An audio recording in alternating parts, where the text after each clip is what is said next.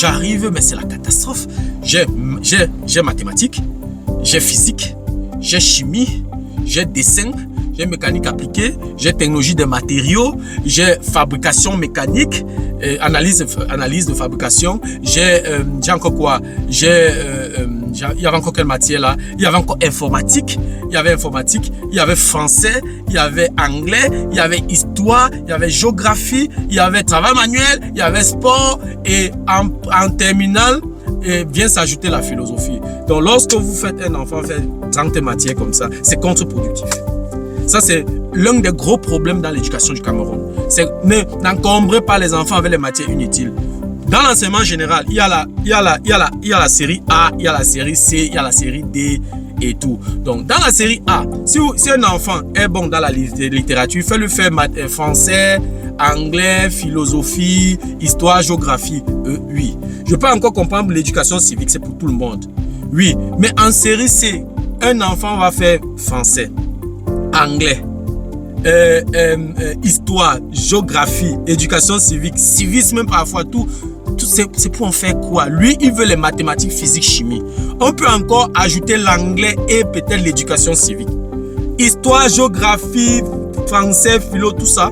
Amenez plutôt les enfants à lire, à beaucoup lire les œuvres, parce que quelqu'un qui lit beaucoup va se cultiver, que ce soit en les livres d'histoire, en géographie et tout. Il y a des bibliothèques où on peut équiper, on peut conseiller, amener les enfants à lire.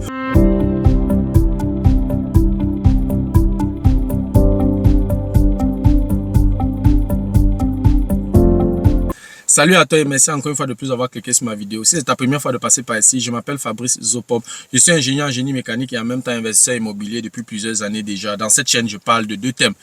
Je parle d'intelligence financière et je parle d'investissement immobilier. Voilà, si ces deux thématiques t'intéressent, abonne-toi tout simplement à cette chaîne pour ne manquer aucune vidéo. Et si en plus de ça, tu actives la cloche de notification, alors tu recevras de manière automatique une notification lorsqu'une nouvelle vidéo sera publiée. Voilà, si entre-temps tu as des questions, des remarques, des suggestions, des critiques ou alors des propositions d'amélioration, n'hésite pas de m'écrire en commentaire. Un like me ferait énormément plaisir. Voilà, si tu as besoin de mon expertise, tu peux me contacter à tout moment via les coordonnées qui s'affichent à l'écran. Tu peux également me recommander auprès de tes proches pour leur permettre de profiter également de mes connaissances. Quand je parle de connaissances ici, je parle d'accompagnement dans l'investissement immobilier, je parle d'accompagnement dans la fiscalité immobilière, beaucoup plus en Allemagne. Je parle, n'est-ce pas, de formation immobilière qui peut être en présentiel, qui peut être virtuelle. Si tu aimerais mettre de l'ordre dans tes finances, tu peux également me contacter. Si tu as des proches qui aimeraient investir dans l'immobilier en Allemagne, qui vivent en Allemagne ou pas, tu peux également me mettre en contact avec eux. Voilà, dans la vidéo d'aujourd'hui, je vais parler de l'éducation au Cameroun. L'objectif de ma vidéo, ce n'est pas de critiquer l'éducation au Cameroun, mais c'est d'apporter quelques éléments qui peuvent permettre à l'éducation camerounaise d'être un peu plus efficace. Donc, j'ai apporté quelques éléments sur lesquels le gouvernement camerounais peut s'appuyer pour améliorer l'éducation au Cameroun. Je ne suis pas en train de dire ici que l'éducation au Cameroun ou alors les diplômes camerounais sont mauvais ou bien sont faibles. Non, non, parce que quand on regarde les écoles, les grandes écoles où les Camerounais, les bacheliers camerounais continuent leurs études, je pense que ils font du bon boulot. Donc je vais dire, je ne peux pas tirer complètement l'éducation du Cameroun vers le bas. Il y a beaucoup de bons points dans l'éducation au Cameroun, mais il y a beaucoup d'éléments qu'on peut améliorer. Voilà, j'ai apporté dans la vidéo aujourd'hui quelques éléments, n'est-ce pas, sur lesquels le gouvernement peut s'appuyer pour améliorer l'éducation au Cameroun. Si tu veux en savoir plus, reste scotché. La suite, juste après le générique.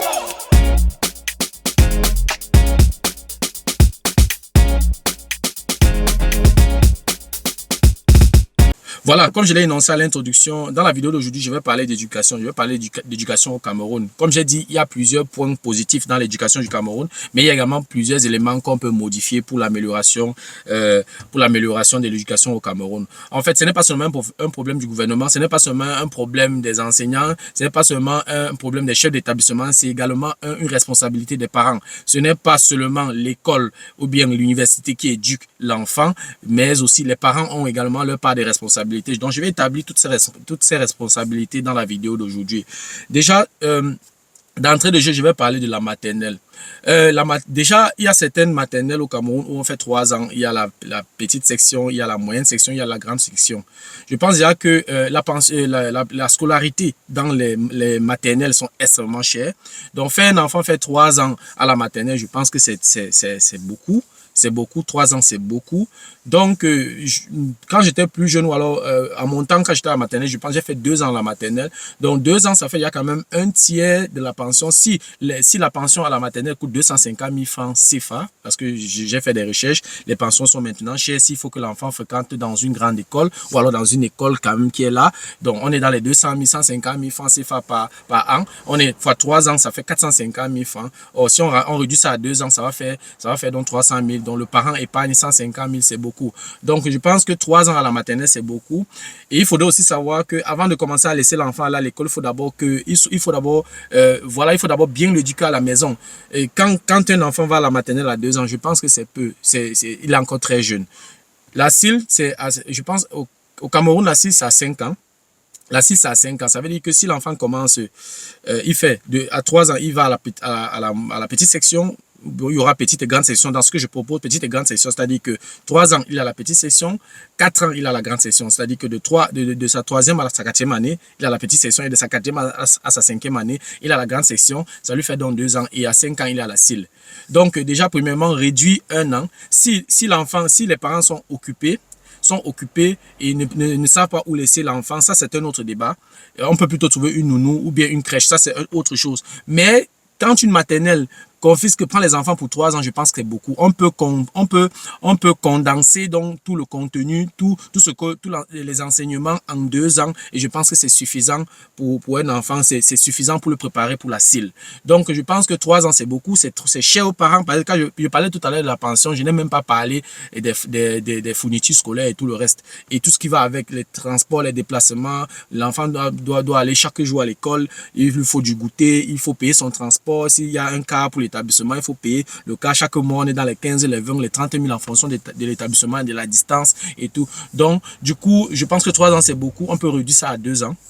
Donc, on instaure ou alors on implémente, on fixe l'âge à la maternelle à 3 ans, c'est-à-dire que de 3 ans à 4 ans, de 4 ans à 5 ans, 2 ans à la maternelle, et on prépare bien les enfants pour la CIL. Et cette histoire de prendre l'enfant à la maternelle, aller le déposer au cours préparatoire, c'est dangereux. La CIL et le cours préparatoire, pour moi, c'est les classes les plus importantes de la vie d'un individu. Parce que c'est là où il apprend à lire, c'est là où il apprend à former les premières lettres et tout. Je parle moi-même en tant qu'un ancien. Bon, quand j'étais à l'université, je faisais également les cours de répétition et j'ai eu un groupe d'enfants de la CIL et du cours préparatoire, donc je sais de quoi je parle. La CIL et le cours préparatoire et le CEP, ce sont les 2 classes les plus importantes dans l'éducation d'un enfant. Donc, ces 2 classes, l'enfant doit faire ces 2 classes. Même s'il est génie, parce qu'il y a certains parents qui disent que non, il est très fort, il est à grande section, mais il fait déjà les choses du cours élémentaire 1. C'est dangereux. Il y a des choses, même s'il connaît beaucoup de choses, il y a des choses qu'il doit apprendre à la CIL et au cours préparatoire. Et c'est important. Donc, ne faites plus les enfants sauter la CIL pour aller les mettre au cours préparatoire. 2 ans à la maternelle, et puis à la CIL, il commence à la CIL, pas de cours. J'entends souvent des cours préparatoires spéciaux, CP spécial. Ça n'a aucun sens. 2 ans à la maternelle, ensuite on va à la CIL. Et l'enfant a le temps. On donne du temps aussi à l'enfant. Parce que aller au cours préparatoire, ça va déjà un peu plus vite. Et généralement, c'est la continuité. C'est-à-dire que ce qu'ils ont commencé à la CIL, au cours préparatoire, on continue. Or, un enfant qui quitte la grande session, même s'il est bon, il y a beaucoup de petits éléments, de petites notions qu'il n'a pas apprises à la CIL. Et il va se retrouver au cours préparatoire. On va pas reprendre certaines choses pour lui. Donc, il a déjà envie, il commence sa vie scolaire avec un manquant, avec un vide. C'est dangereux. Donc, chers parents si vraiment partagez cette vidéo au maximum, parce que les informations ou alors ce que je vais donner comme conseil dans la vidéo d'aujourd'hui sont des conseils très importants pour l'éducation de vos enfants. Moi, je parle en tant qu'un ancien instituteur, je parle en tant qu'un ancien répétiteur, je parle en tant qu'un ancien enseignant. Donc, je sais de quoi je parle. Donc, voilà, comme je disais tantôt, ne faites plus les enfants sauter la CIL. Parce que c'est plus tard, quand il est au Kuma 2 ou bien en 6e, 5e, 4e, 3e, que tout ça là arrive. Vous allez voir certains enfants qui écrivent très mal, qui ont de mauvaises mains d'écriture, qui ont les difficultés à lire et tout, parce qu'ils n'ont pas fait la CIL et ils n'ont pas bien fait la CIL et le cours préparatoire. Donc, faites tout et tout pour que les enfants passent par la CIL. Ça, c'est un. La deuxième chose, Je vois souvent certains parents dire que oui, mon fils est intelligent, ma fille est intelligente, elle va faire, ou il va faire le concours et le CEP au cours moyen 1. Ça, c'est aussi quelque chose que je déconseille. Oui, même s'il est génie, même s'il a 18 de moyenne au cours moyen 1, c'est vrai, il est bon. Faites cet enfant faire le cours CM2, le cours moyen 2. Moi qui vous parle, j'ai fait le concours et le CEP. Quand j'étais bon, à mon temps, c'était le CPE au cours moyen 1. J'ai échoué le concours et j'ai passé le CPE. Oui. Mais j'ai fait le cours moyen 2. Et j'ai fait le cours moyen 2, ça m'a permis de boucher. Quand j'ai fait le cours moyen 2, j'étais bon. Oui, j'étais bon, il faut le dire. Mais il y avait quand même quelques petites choses que je ne maîtrisais pas. Je vais prendre un exemple simple, la conversion. Par exemple, lorsqu'on entamait la conversion, des capacités. C'est-à-dire que pour convertir, par exemple, un décimètre cube en millilitres, ou bien convertir, je sais pas, une tonne en kilogrammes, ou bien en grammes, ou bien convertir un mètre cube en litres. Je ne maîtrisais pas ça bien au cours moyen 1, mais ça arrive au cours moyen 2, j'ai fait asseoir ça. Et aujourd'hui, là, je travaille dans la mécanique du fluide. Je travaille dans la simulation des structures et la simulation des fluides. La conversion m'aide aujourd'hui. Par exemple, dans mon système de simulation, je reçois les pièces, bon, de manière virtuelle, qui ont été conçues par des constructeurs, puisque je fais génie mécanique. Et les pièces viennent généralement en millimètres, parfois en centimètres. Bref, de toute façon, la cotation est généralement en millimètres. Lorsque je reçois en millimètres, et à côté, par exemple, sur les documents, on mentionne la densité, parfois en grammes par centimètre cube, la densité. Voilà. Et pourtant, dans mon système, je dois mentionner la densité en tonnes par millimètre cube. Personne ne m'a plus appris ça. J'ai appris ça au cours moyen 2. Donc, on peut dire c'est hyper dangereux, chers parents, de faire vos enfants sauter le cours moyen 2. Donc, lorsque votre enfant est au cours moyen 1, même s'il est génie, faites-le faire le cours moyen 2. Ce n'est pas pour rien que les gens sont assis, disent qu'après le cours moyen 1, on va au cours moyen 2. Donc, premièrement, évitez que vos enfants sautent la CIL. Deuxièmement, évitez que vos enfants sautent le cours moyen 2. Cette première et cette dernière classe de l'école primaire, ce sont les classes les plus importantes dans la vie scolaire d'un enfant. Donc, ne permettez plus qu'on fasse vos enfants sauter ces deux classes. Oui, donc, lorsque j'ai fini avec ça, j'arrive en 6e. Je vais dire la même chose pour la classe de 3e. Tous les enfants qui se sentent intelligents, qui veulent aller faire le BEPC, c'est très bien. Mais même si vous réussissez le BEPC, allez en 3e. Aller en 3e.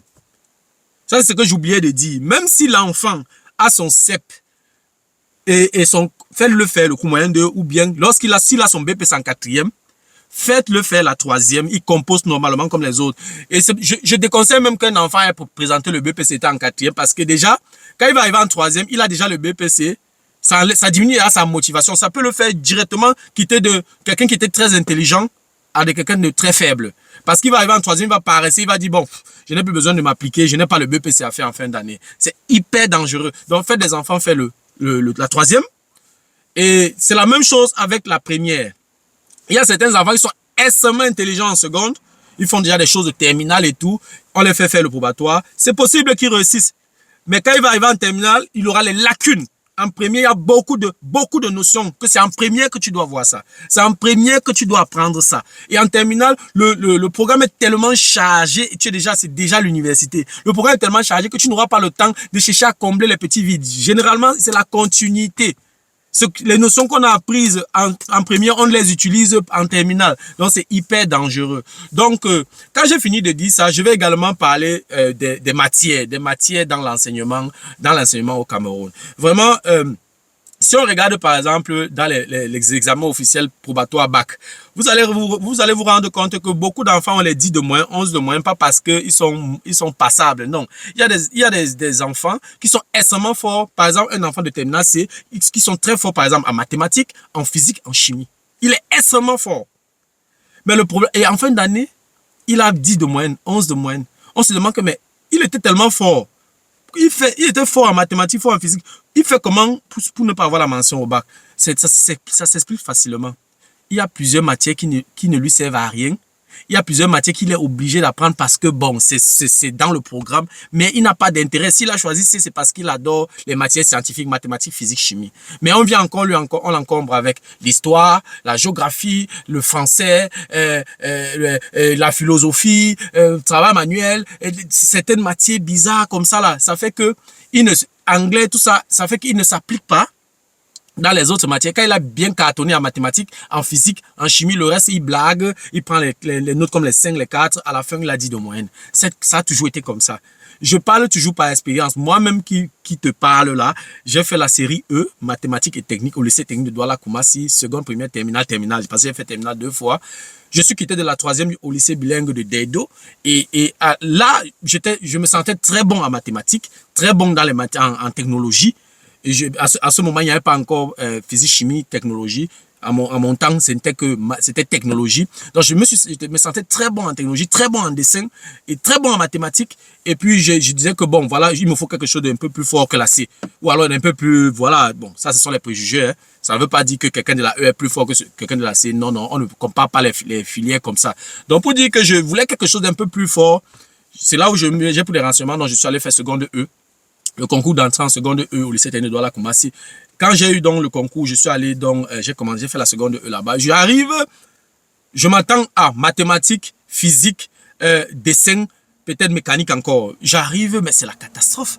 J'ai mathématiques, j'ai physique, j'ai chimie, j'ai dessin, j'ai mécanique appliquée, j'ai technologie des matériaux, j'ai fabrication mécanique, analyse de fabrication, j'ai encore quoi? Il y avait encore quelle matière là? Il y avait encore informatique, il y avait français, il y avait anglais, il y avait histoire, il y avait géographie, il y avait travail manuel, il y avait sport et en terminale, vient s'ajouter la philosophie. Donc lorsque vous faites un enfant faire 30 matières comme ça, c'est contre-productif. Ça, c'est l'un des gros problèmes dans l'éducation du Cameroun. C'est n'encombrez pas les enfants avec les matières inutiles.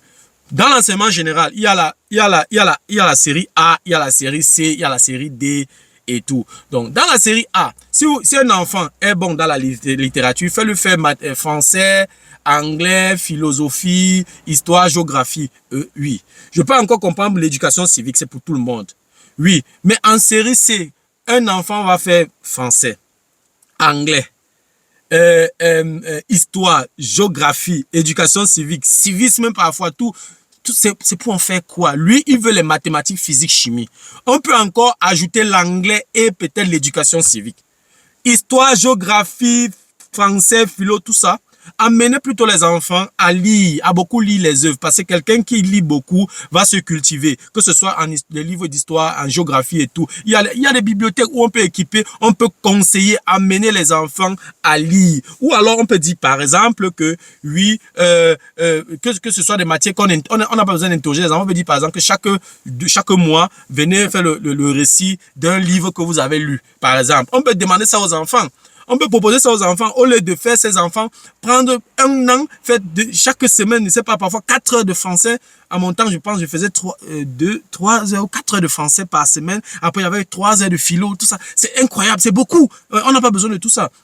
Donc, on oriente les enfants en fonction, je vais dire, on fixe les matières en fonction de l'orientation de l'enfant. Si l'enfant a dit, je veux faire fabrication mécanique, amenez-le dans la direction de fabrication mécanique et mettez maintenant un peu d'éducation civique et tout. S'il veut se cultiver, s'il veut apprendre l'histoire de son pays, il peut aller, je sais pas, dans les bibliothèques, il peut lire, on peut l'accompagner, on peut l'aider à lire et tout ça pour se cultiver. Mais ne pas imposer ça comme matière, ça encombre les enfants. C'est encombrant. Parce que le véritable problème à la fin, qu'est-ce qu'on recherche à la fin? Lorsqu'on arrive à l'université, on s'oriente. À un moment donné, il faut apprendre un métier. Il faut apprendre un métier. Et ce qui est encore pervers dans cette histoire, c'est que lorsque tu arrives 2 semaines avant l'examen officiel, c'est jusqu'à 2 semaines avant l'examen officiel, tu ne sais pas si ça sera l'histoire ou si c'est la géographie. C'est quand même incroyable. Donc 2 semaines avant, on te dit, on va t'interroger sur l'histoire. Ça veut dire que tout ce que tu as eu à faire toute l'année en géographie, ça n'avait servi à rien. Donc tout ça, je veux dire, c'est une perte de temps. Le temps qu'il prend pour aller encore lire les cahiers d'histoire et faire les cours d'histoire, il peut prendre ce temps-là, il se perfectionne en mathématiques, il se perfectionne en physique, il se perfectionne en chimie, il se perfectionne en dessin, il se perfectionne en mécanique ou bien en technologie des matériaux.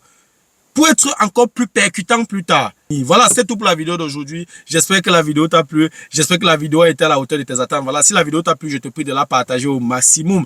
Et si les contenus de cette chaîne t'intéressent, abonne-toi tout simplement à cette chaîne pour ne manquer aucune vidéo. Et si en plus de ça, tu actives la cloche de notification, alors tu recevras de manière automatique une notification lorsqu'une nouvelle vidéo sera publiée. Voilà, si entre-temps tu as des questions, des remarques, des suggestions, des critiques ou alors des propositions d'amélioration, n'hésite pas de m'écrire en commentaire.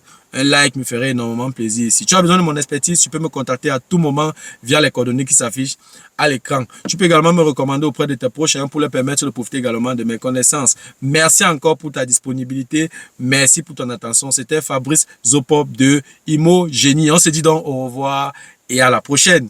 Ciao.